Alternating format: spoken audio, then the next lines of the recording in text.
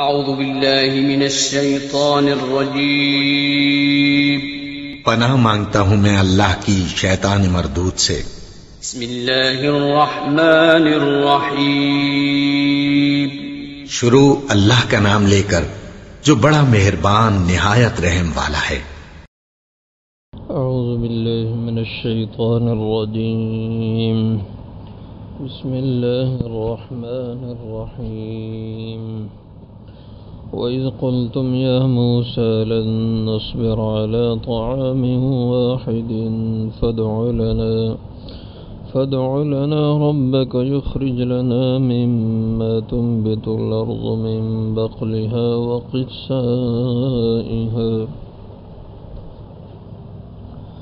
وَقِثَّائِهَا وَفُومِهَا وَعَدَسِهَا وَبَصَلِهَا قال تستبدلون الذي هو أدنى بالذي هو خير اهبطوا مصرا فإن لكم ما سألتم وضربت عليهم الذلة والمسكنة وباءوا بغضب من الله ذلك بأنهم كانوا يكفرون بآيات الله ويقتلون النبيين بغير الحق ذلك بما عصوا وكانوا يعتدون إن الذين آمنوا والذين هادوا والنصارى والصابئين من آمن بالله واليوم الآخر وعمل صالحا فلهم أجرهم عند ربهم ولا خوف عليهم ولا هم يحزنون صدق اللہ۔ وَإِذْ قُلْتُمْ اور جب تم نے کہا یا موسیٰ موسیٰ لن نصبر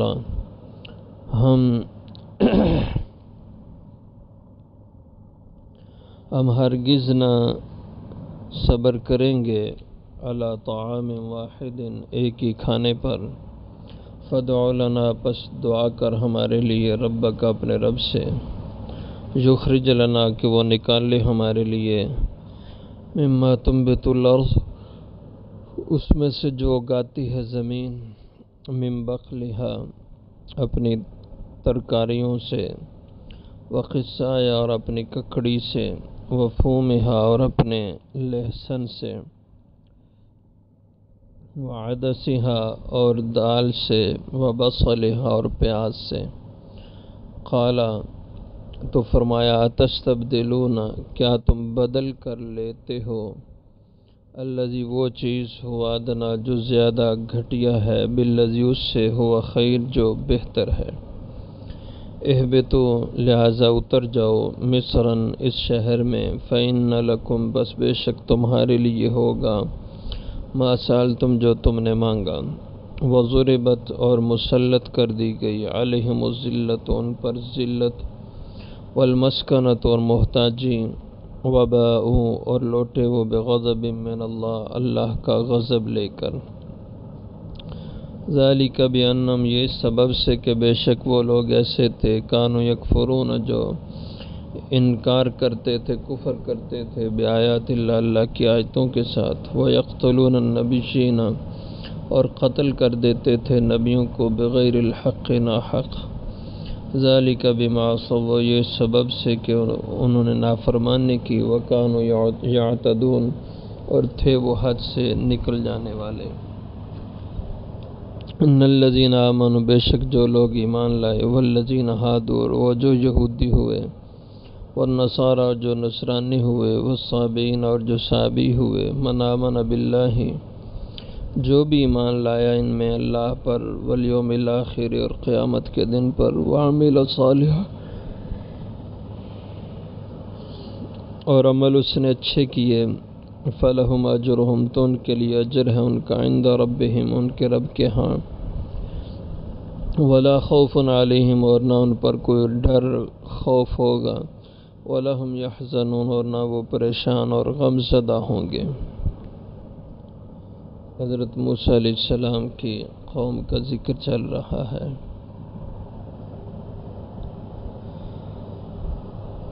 جب یہ لوگ مصر سے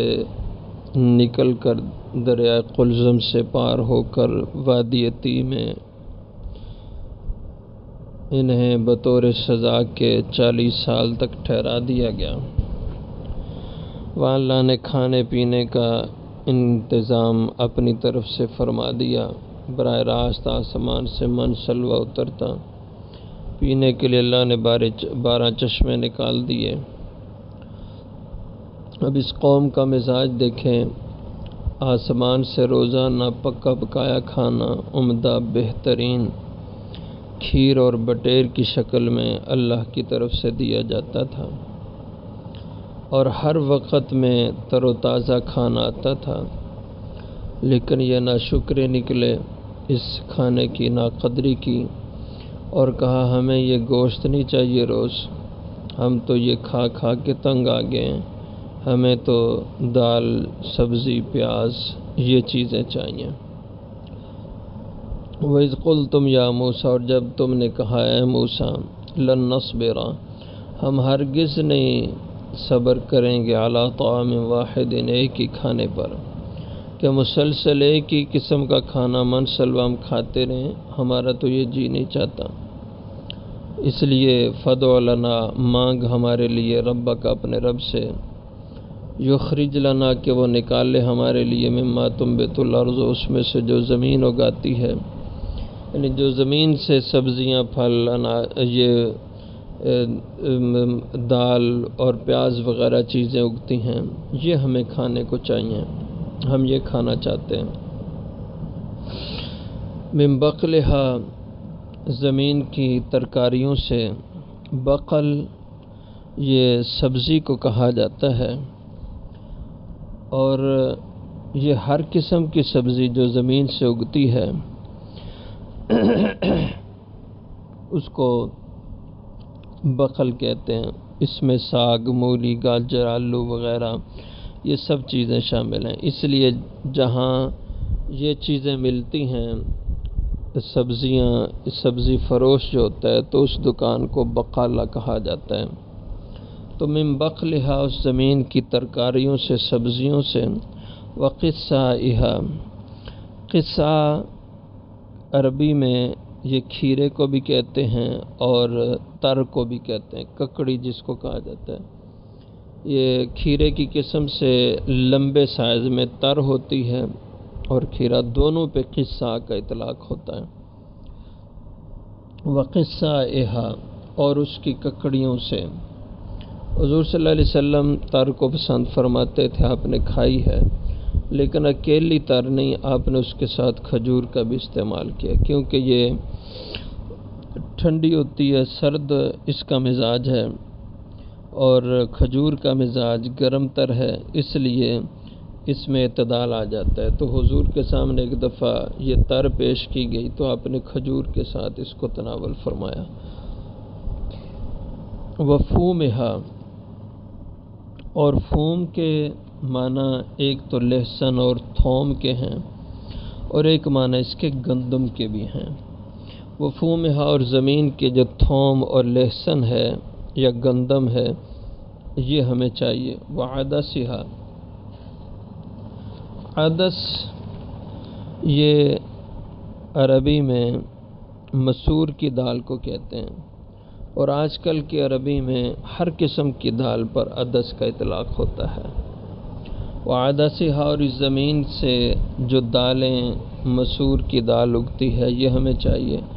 وبصلہا، اور اس سے جو پیاز نکلتی ہے اگتی ہے وہ پیاز ہمیں چاہیے۔ یہ تھوم اور پیاز بدبودار چیزیں ہیں، جب کھائیں تو منہ سے بدبو آتی ہے، اس لیے ایسی چیزیں کھا کے مسجد میں جانا اس کی ممانعت ہے۔ مولی، پیاز اور تھوم کھا کے مسجد میں آپ جائیں تو یہ مکروہ ہے، اس لیے کہ مسجد کا پاکیزہ ماحول فرشتوں کا ماحول ہوتا ہے، اور جو شخص یہ چیزیں کھا کے جائے تو اس کو جب ڈکاریں آئیں گی تو انتہائی بدبودار ڈکاریں ہوں گی، تو اس سے فرشتوں کو تکلیف ہوتی ہے،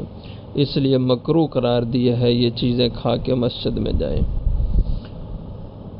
تو اس سے آپ اندازہ کر سکتے ہیں کہ سگریٹ اور حقہ پی کے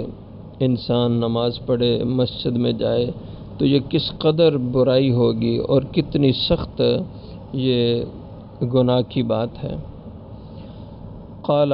تو فرمایا تستبدلون الذین، کیا تم بدل کر لے رہے ہو وہ چیز ہوا ادنا جو زیادہ گھٹیا ہے، کم درجے کی ہے، بالذی ہوا خیر، بدلے اس کے جو بہتر ہے، یعنی گوشت، کھیر، منسلوہ تو اعلیٰ چیز ہے، تم اس کو چھوڑ کر اس کے بدلے میں پیاز، تھوم اور ساگ اور سبزیاں، یہ تم دال چاہ رہے ہو، کتنا برا تم سودا کر رہے ہو، گھٹیا لے کے اچھی چیز کو دے رہے ہو۔ اہبطوا مصر، تو بہرحال اگر تمہیں یہ چیزیں چاہیے ہی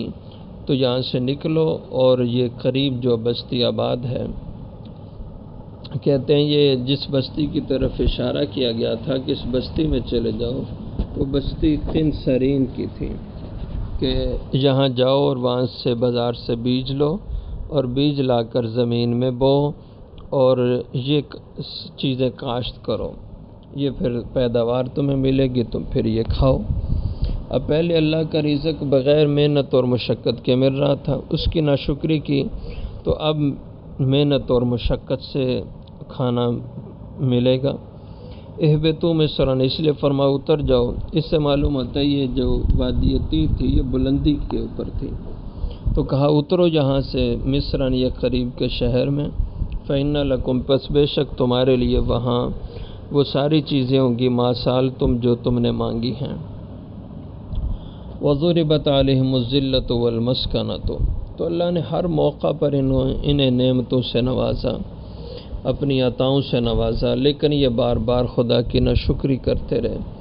اس لیے ایسی احسان فراموش اور ناشکری قوم کو اللہ نے ہمیشہ کے لیے ذلت سے دوچار کر دیا۔ اس لیے فرمایا وضربت علیہم الذلہ، اور مسلط کر دی گئی ان کے اوپر، بنی اسرائیلی یہودیوں کے اوپر، ذلت والمسکنۃ، اور محتاجی، کہ دنیا میں ہمیشہ یہ ذلیل اور رسوا ہو کر کے زندگیاں گزاریں گے اور محتاج ہو کر۔ آج بھی دیکھ لیں دنیا میں یہودیت کو نفرت کی نگاہ سے دیکھا جاتا ہے، باقی رہا یہ معاملہ یہ جو فرمایا کہ یہ محتاجی کی زندگی گزاریں گے آج، جب کہ وہ بڑی بدماشی کی زندگی گزار رہے ہیں، تو اس اشکال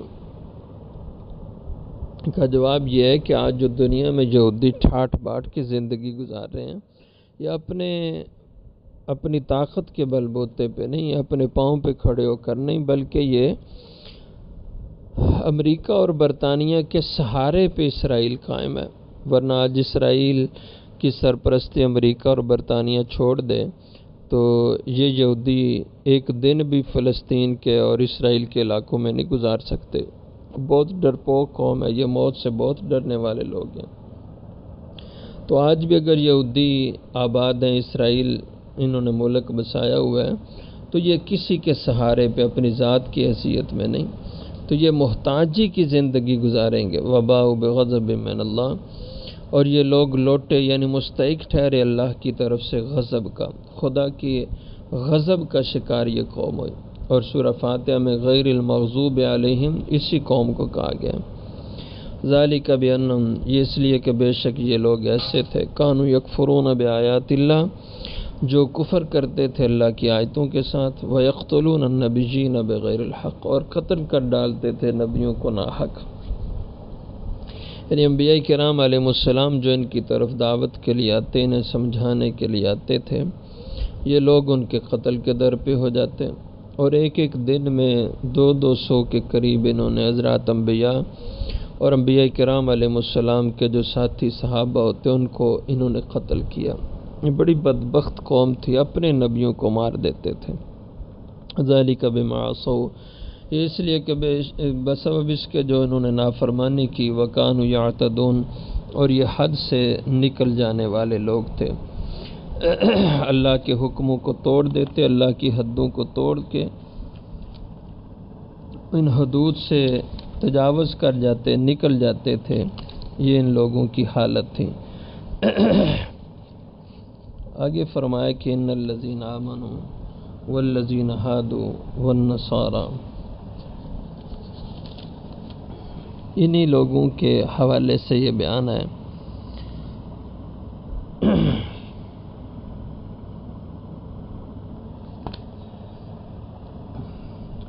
کہ بے شک جو لوگ ایمان لائے ہیں، والذین ہادوا، اور وہ جو یہودی ہیں، یہود و نصارہ عموم اور اصطلاح کے طور پر بولا جاتا ہے۔ اسی طرح تیسرا طبقہ ایک سابعین کا بھی تھا، یا ان کا بیان ہے۔ تو یہود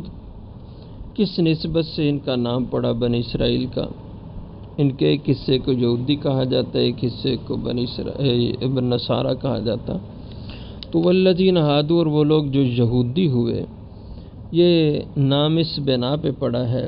ایک تو شاید اس بنا پہ کہ ہادہ یہودوں کا معنی ہوتا ہے رجوع کرنا، توبہ کرنا، تو انہوں نے چونکہ بچھڑے کی پوجا کی، اس کے بعد پھر توبہ کی، تو جو توبہ کرنے والے تھے انہوں نے یہ لفظ بولے تھے انا ہدنا الیک۔ یہ سورہ انفال میں اس کا ذکر موجود ہے کہ بے شک ہم نے رجوع کیا اللہ تیری طرف۔ تو ہود کے معنی رجوع کرنے والے کے، تو اس نسبت سے ان کا نام یہود پڑ گیا، اور اسی کی نسبت سے یہودی کہا جاتا ہے۔ یا اس کی دوسری وجہ اس نام کی ہے کہ حضرت یعقوب علیہ السلام کے جو 12 بیٹے تھے، ان میں ایک بیٹی کا نام یہودا تھا، اس وجہ سے ان کی حضرت یعقوب کی اولاد سب پہ یہودی کا اطلاق ہونے لگا۔ والنصارہ، اور جو نصارہ ہیں، تو یہ نصارہ کس بنا پہ ان کا نام پڑا؟